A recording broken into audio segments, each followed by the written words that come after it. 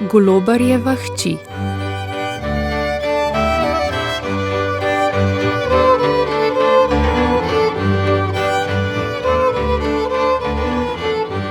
Ob reki Rabi je nekoč stal mogočen grad s 3 dvižnimi mostovi in 7 visokimi stolpi, ki jih je bilo že vdaleč videti.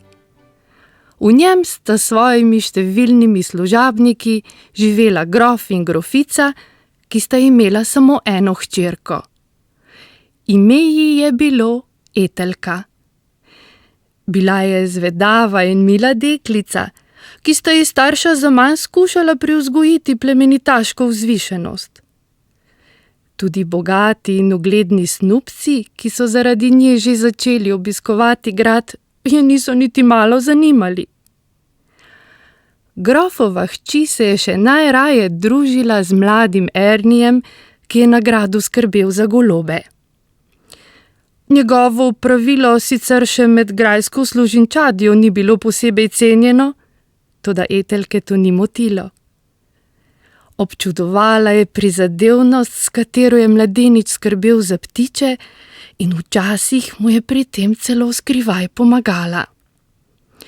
Plezala sta po golobnjakih, ki jih je izdeloval v svoji delavnici, samičkam podstavljala jajca in skrbela za mladiče, ki so se učili leteti.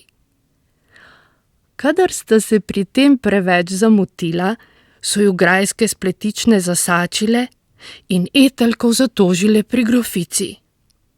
Ta jo je potem oštevala in ji dopovedovala, da se grajska gospodična pač ne sme družiti z navadnim golobarjem in da jo bo, če se bo to le spet ponovilo, hudo kaznovala. A deklica je zmeraj znova spet uhajala k golobom.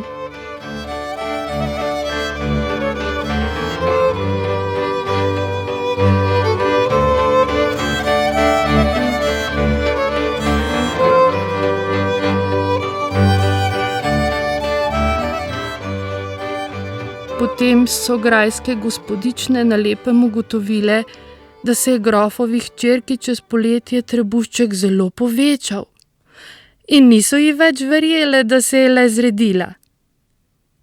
Priznala je materi, da z Ernijem pričakujeta otroka. Vsa v solzah jo je prosila, naj spoštuje njeno srčno izbiro in ji pomaga prepričati očeta, naj sprejme golobarja za zeta. A grofica je seveda vedela, da to ne bo mogoče, in tudi njo so oblile solze. Grofa je ob novici resnično popadla taka jeza, da je z enim samim zamahom presekal svojo hrastovo mizo na dvoje. Pri priči je velel biričem, naj nesrečnega mladeniča vklenejo v verige in ga kaznujejo s 33 udarci z bičem. Po tistem pa ga je dal odpeljati v najtemnejšo grajsko ječo. Pustiti so ga morali brez kruha in vode, vrata pa so zazidali s kamnito opeko.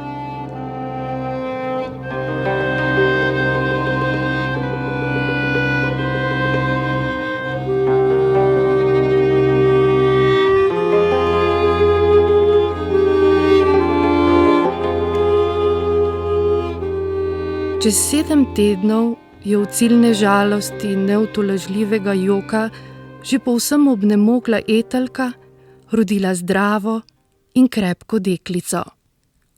Komaj jo je stisnila v naročje in ji nataknila okoli vratu svojo zlato verižico, je trdosrčni grof velel grajskim deklam, naj dojenčka pri priči odnesejo z gradu in napravijo z njim, kar vedo in znajo. Vsem svojim služabnikom pa je zagrozil, da bo slehernemu, ki bo le črhnil o porodu, dal pri priči oddrobiti glavo. Ker so dobro poznali njegovo silno jezo in trdo srce, so seveda molčali kot grob. In že naslednji dan je bilo na gradu spet vse tako, kot da se ni nič zgodilo.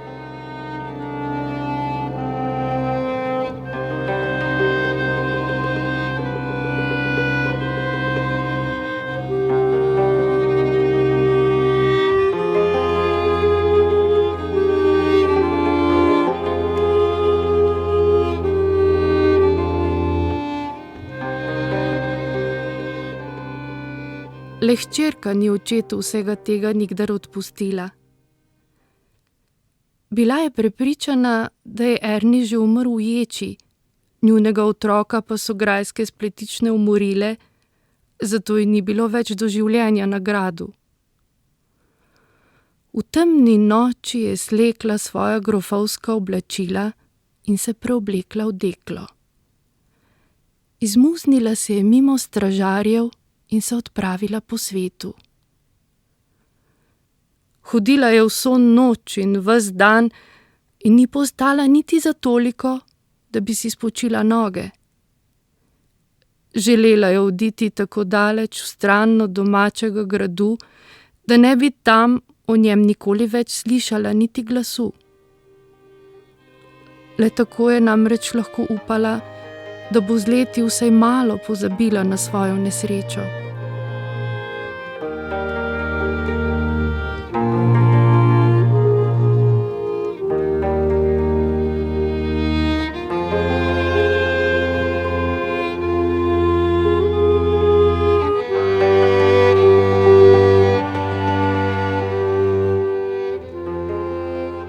Minilo je 7 dni, nesrečno dekle pa je bilo še zmeraj na poti. Bila je ravno pred Blatogradom, ko so oznanili, da se je kralju rodil sin. Obenem pa se je tudi razvedelo, da je kraljica po porodu zelo oslabela in da ji je zmanjkalo mleka. Etelka je odšla na kraljevi dvor in je stari spletični, ki je skrbela za novorojenca, zaupala svojo zgodbo. V njenih prsih je bilo veliko mleka, ki ga ni mogla ponuditi svojemu otroku. Zato so ji dopustili, da je dojila kraljeviča. Kraljica je kmalu ugotovila, da je poštena in dobrega srca, zato jo je naprosila, naj ostane na dvoru. Tako je postala kraljeva dojilja.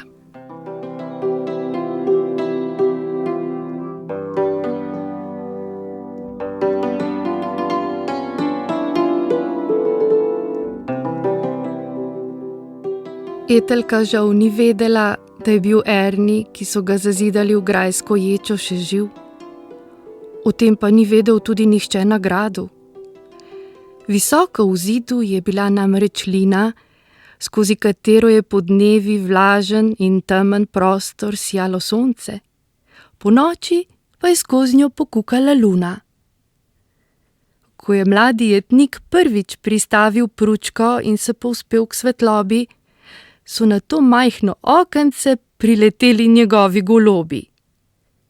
V kljunih so mu prinesli zrnje, ki so ga pobrali na grajskem dvorišču.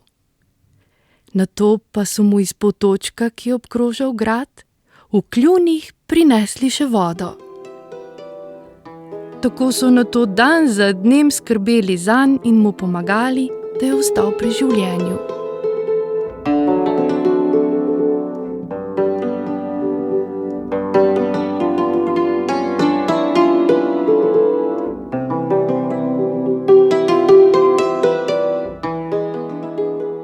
Etelka žal ni vedela, da je tudi njena hčerka še živa. Grajska dekla, ki je morala dojenčka ponoči spraviti iz gradu, je dolgo tavala po ravnici in iskala primeren prostor, kjer bi ga lahko odložila. A prav nikjer se ji ni zdelo povsem primerno, saj se je bala, da ga bodo raztrgale zveri.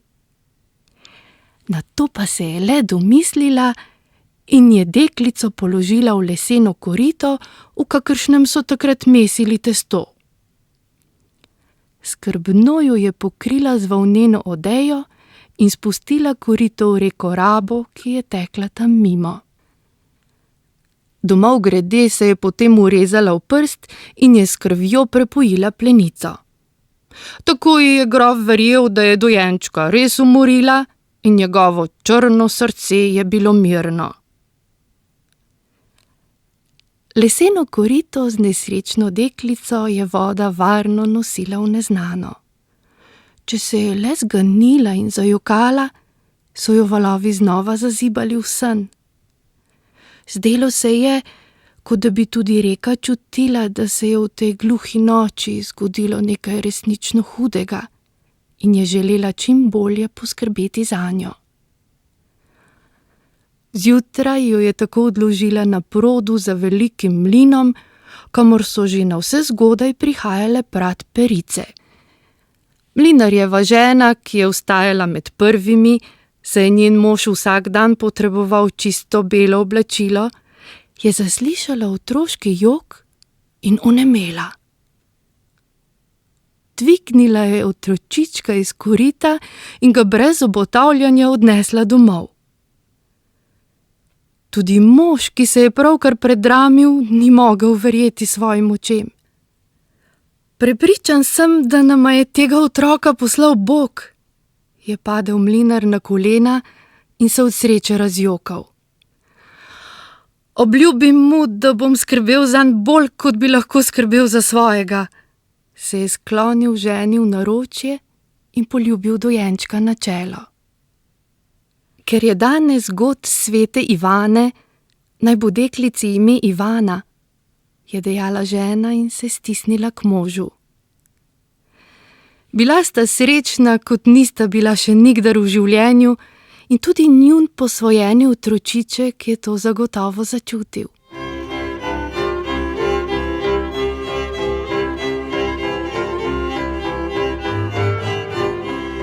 Komaj je Ivana shodila in je napravila prve korake po dvorišču, so k njej prileteli golobi.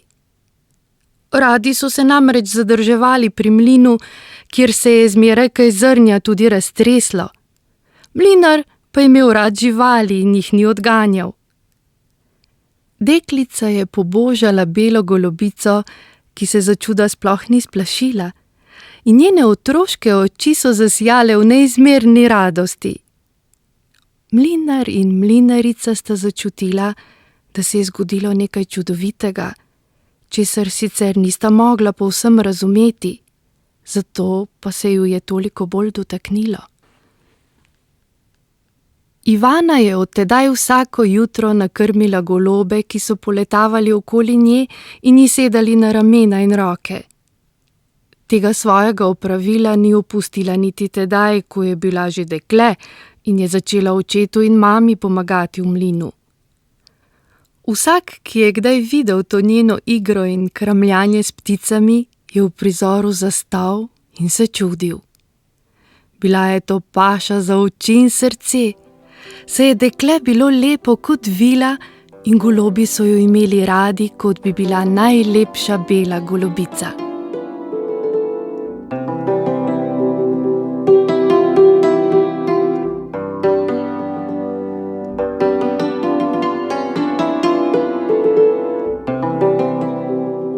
Leta so minevala in kraljevič v Blatogradu je postal polnoleten. Kralj ga je po svečanem kosilu poklical k sebi in mu dejal: Napočil je čas, ko se moraš ozreti po kraljestvu, ki mu boš nekoč vladal. Dodelil ti bom dobro spremstvo in te poslal na pot po deželi. Pokazali ti bodo vse tisto, kar kot bodoči kralj moraš videti. Prosim te, da imaš ves čas odprte oči, saj boš zagotovo videl in spoznal marsikaj, kar ti bo kasneje koristilo. Kraljeviču so osedlali belega konja, v kraljevo kočijo pa napregli 8 najboljših vrancev. Tik pred odhodom je poljubil kraljico, nato pa je pristopil še k svoji dojili Etelki, ki je vsa ta leta ljubeče skrbela zanj in jo je imel rad kot mater. Pobožala ga je po licih in mu prišepnila: Prepričana sem, da boš potoval po pravi poti in doživel veliko lepega. Rada pa bi, da pred ljudmi ne skrivaš svoje dobrote, saj te bodo le tako lahko potem vzljubili tudi kot kralja.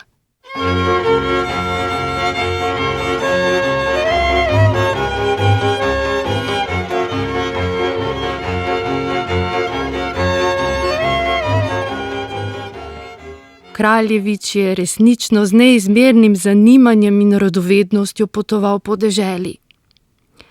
Oprode so mu bili pokazali že vsa naravna čudesa in bogastvo, ki je bilo delo človeških rok, pa se še zmeraj ni želel vrniti na dvor. Nadvse rad se je družil s preprostimi ljudmi in če je le mogel, je zavil po svoje. Tako je v mestu zvedel za mlin, v katerem so mleli najboljšo moko, iz katere so peki lahko spekli hrustljavi zlatorumeni kruh. Seveda si je želel mlin pri priči ogledati in že dopoldne je kraljeva kočija pridrdrala k reki Rabi. Ko je Kraljevič na dvorišču razjahal konja, je ustrmel in ni več mogel odmakniti pogleda. Pred njim je stalo zalo dolgolaso dekle in krmilo golobe. Ptiči so poletavali okoli nje in ji sedali na ramena in ji jedli iz dlani. Dekle je klepetalo z njimi in je bilo tako zamaknjeno, da prišlekov dolgo časa ni niti opazilo. Kraljevič je pomislil na svojo dojiljo Etelko, ki je drobtine s kraljeve mize zmeraj natrosila golobom, in prešinilo ga je, da bi jo razveselil z darilom. Ne zameri mi, gospodična, a morda lahko ustrežeš moji veliki prošnji, jo je povprašal. Moja prijateljica bi se nadvse razveselila, če bi ji za darilo prinesel goloba, zato te prosim, ali mi lahko enega prodaš? Ivana se je zdrznila, saj je šele sedaj ugotovila, da stoji pred Kraljevičem. Za trenutek je pomislila, nato pa je odgovorila. Ne zameri mi, Kraljevič, nadvse te spoštujem in zelo rada bi ti bila ustregla. Žal pa golobi niso moji in ti jih torej ne morem prodati. Čigavi pa so potem? Ga je zanimalo. Nikoli jih nisem vprašala, čigavi so, ker me to tudi ni zanimalo, je odvrnila. Pa jih pač povprašaj, če je to res v tvoji moči, je bil radoveden. Ne smeš mi zameriti, a res se mi ne zdi dostojno, da bi jih o tem spraševala, se je nasmehnila. To bi bilo namreč tako, kot če bi vprašala, čigavo je nebo. Kraljeviču je bil ta odgovor tako všeč, da se je želel še pogovarjati z dekletom. Rade volje je sprejel mlinaričino povabilo in jo ostal še na kosilu. Ko pa se je bližal trenutek, ko bi se moral posloviti, je prosil mlinarja, ali mu lahko vsaj popoldne pomaga v mlinu. Tako je lahko ostal še do večera. Ko pa se je le spet bližal trenutek, ko bi se moral posloviti, je Ivana prosila očeta, ali lahko Kraljevič s svojim spremstvom prespi pri njih. Mlinar je to seveda rade volje dovolil, saj tako spoštovanega gosta še ni bilo pri hiši.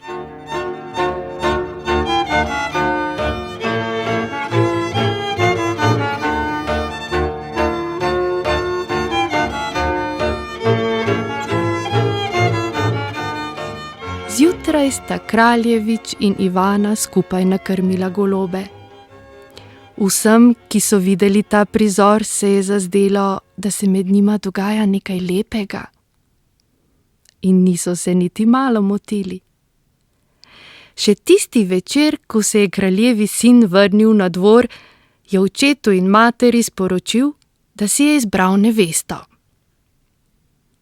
Kralj in kraljica sta vso noč bedela in tuhtala, ali naj sinu res dovolita poroko z navadnim dekletom. Ko se še ob svitu nista mogla odločiti, sta dala poklicati Kraljevičevo dojiljo, ki sta jo oba zelo spoštovala, in sta jo prosila za nasvet. Nisem tako pametna in pogumna, da bi lahko svetovala kraljem, jima je odvrnila Etelka. Oba pa dobro vesta, da imam vajinega otroka rada, kot bi bil moj. Zato mu ne morem želeti, da bi se mu zgodilo enako, kot se je pred davnimi leti meni. Kralj in kraljica sta poznala njeno zgodbo in sta razumela, kaj jima je želela povedati. Še tisti hip sta se odločila, da bosta spoštovala sinovo željo, in dvorski služabniki so se z najboljšo kočijo in najhitrejšimi konji odpravili po bodočo nevesto in njene starše.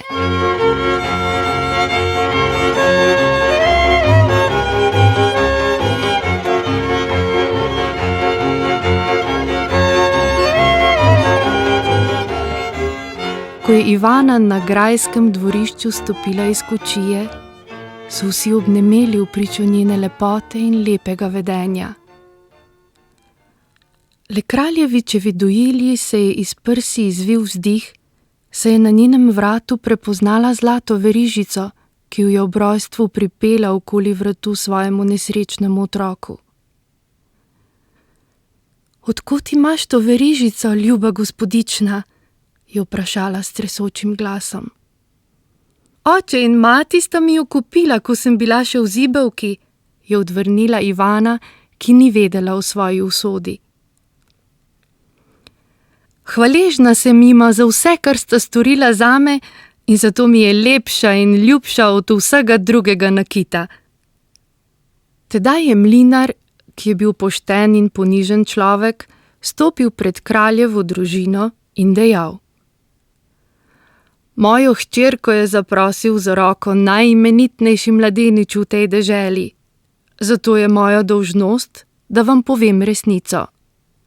Le tako bo lahko nevesta brez vsake skrivnosti stopila v zakon in bo njuna zveza ostala za zmeraj čista."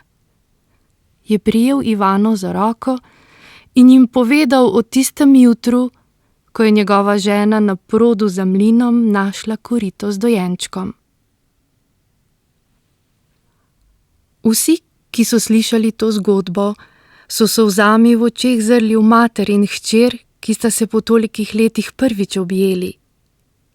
Kralj in kraljica sta bila zadovoljna, saj se je izkazalo, da je bila kraljevičeva nevesta v resnici grofovske krvi. Še tistega dne so sli po vsej deželi razglasili glas o kraljevski poroki, kralj pa je dobrega mlinarja imenoval za nadzornika vseh mlinov v deželi.